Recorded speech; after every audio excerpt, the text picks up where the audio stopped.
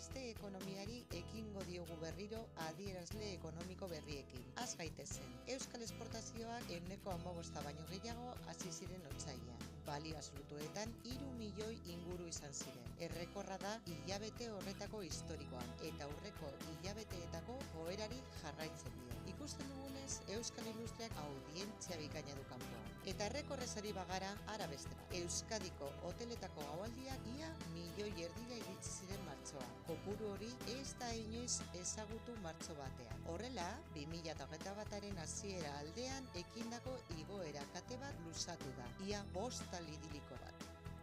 Eta bikaina amaitzeko, prezio industrialak nabarmen moderatu dira. Martxoan ia 8 puntuko beheranzko aldakuntza izan zuten aurreko hilabetearen aldean. Energiaren prezioa 16% merkatu zirenez, izerdi hotz gutxiago.